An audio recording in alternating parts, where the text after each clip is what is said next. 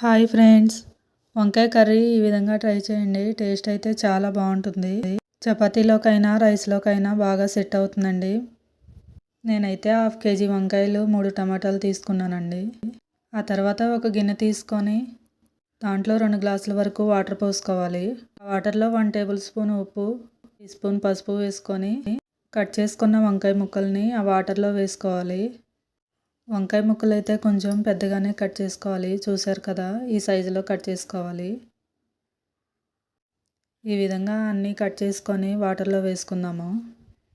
Cut చేసుకున్నాక onion పచ్చిమిర్చి కూడా కట్ చేసుకొని పెట్టుకుందాము.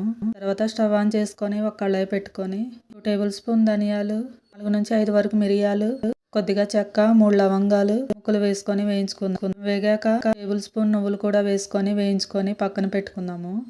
తర్వాత 3 టేబుల్ స్పూన్ ఆయిల్ వేసుకుందాము. హీట్ అయ్యాక పోపు దినుసులు, కట్ చేసి పెట్టుకున్న ఆనియన్ పచ్చిమిర్చి కూడా వేసుకొని ఒకసారి కలుపుకుందాము.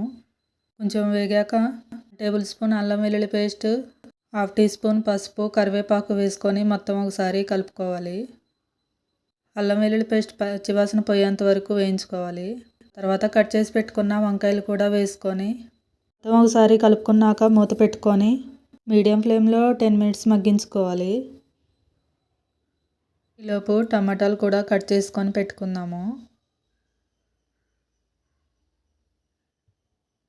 ఈ విధంగా సన్నగా కట్ చేసుకొని పెట్టుకోవాలి. ఆ తర్వాత మూత తీసుకొని కట్ చేసి పెట్టుకున్న టమాటాలు కూడా వేసుకుందాము. వేసుకున్నాక మొత్తం ఒకసారి కలుపుకొని మూత పెట్టుకొని ఒక 5 మినిట్స్ మగ్గించుకుందాము. తర్వాత ఒక మిక్సీ జార్ తీసుకొని వేయించి పెట్టుకున్న ధనియాలు, నువ్వులు, కొబ్బరి అన్నీ వేసుకొని ఒకసారి మిక్సీ పట్టుకుందాము. ఒకసారి పట్టుకున్నాక కొంచెం వాటర్ కూడా వేసుకొని ఈ విధంగా మెత్తగా పట్టుకోవాలి. ఆ తర్వాత మూత తీసుకొని 2 టేబుల్ స్పూన్ కారం వేసుకోవాలి. వేసుకున్నాక మొత్తం ఒకసారి కలుపుకొని 1 గ్లాస్ వాటర్ కూడా వేసుకొని 2 మినిట్స్ ఉడికించుకున్నాక ముందుగా రెడీ చేసి పెట్టుకున్న మసాలా పేస్ట్ని కూడా వేసుకుందాము. వేసుకున్నాక 2 టేబుల్ స్పూన్ ఉప్పు కూడా వేసుకోవాలి. వంకాయ కూరలో ఉప్పు స్టార్టింగ్లో అస్సలు వేసుకోకూడదు.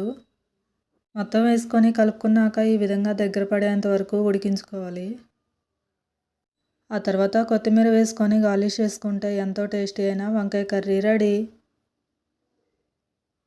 మీరు కూడా ట్రై చేయండి. టేస్ట్ అయితే చాలా బాగుంది.